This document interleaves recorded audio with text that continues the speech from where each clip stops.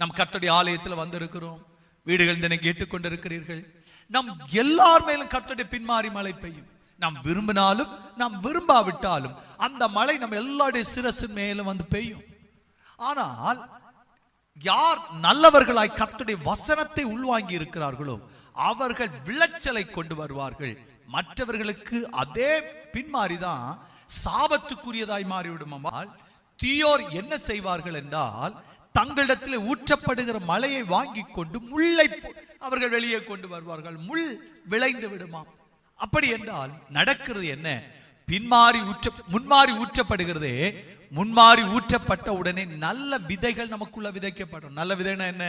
ஒவ்வொரு நாளும் ஆலயத்தில் வந்து கர்த்தருடைய சத்தத்தை கேட்கிறீங்க பாருங்க, அது நல்ல விதை நம்முடைய இருதயத்தில் இருக்க வேண்டும். தேவனுடைய பின்மாறி பெய்யும் போது இது என்ன செய்யணும்னா முளைத்து வெளியே வர வேண்டும், அது செயல்பட வேண்டும்.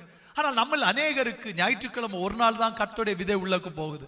மற்ற நாள்லாம் எது போகும்? திங்கள் முதல், இந்த சீரியல் போடுவாங்க தெரியுமா, திங்கள் முதல் வெள்ளி வரைக்கும், சனி ஞாயிறு லீவ் விட்டுருவோம். அதே மாதிரி திங்கள் முதல் வெள்ளி வரைக்கும் நம்ம ஜாலியா வேற இதெல்லாமோ கேட்டுக்கிட்டு இருப்போம். ஞாயிற்றுக்கிழமை ஒரு நாள் மட்டும் இந்த சத்தத்தை கேட்கறதுனால அது பலன் அடைந்து விடுகிறது. இந்த சத்தம் உள்ளக்க போறதுக்கு வாய்ப்பே இல்லை. அதனால் பின்மாறி பெய்யும் பொழுது இவர்களும் சும்மா இருக்க முடியாது. எது உள்ளுக்கு இருக்கிறதோ அந்த முள்ளும் அந்த புதரும் வெளியே தோண்ட ஆரம்பிக்கிறது. தோண்ட ஆரம்பித்த உடனே தோட்டத்தின் எஜமானன் என்ன செய்கிறாராம்? அதை அழிப்பதற்கு ஒப்பு கொடுக்கிறார், சுட்டரிக்கப்படுவதற்கு ஒப்பு கொடுக்கிறார். அப்படி என்றால் ஹல்லேலூயா, கர்த்தருடைய அபிஷேகம் நம்ம மேல ஊற்றப்பட்டிருக்கிறது. ஒவ்வொரு நாளும் கர்த்தருடைய சத்தம் நமக்குள்ளாக போகும் பொழுது நாம் ஜெபிக்க வேண்டியது எதுக்கு ஜெபிக்கணும்னா, பின்மாறிய ஊற்றும் ஆண்டவர். பின்மாறி ஊற்றப்பட்டால் மட்டும்தான் நமக்கு விளைச்சல் உண்டாகும்.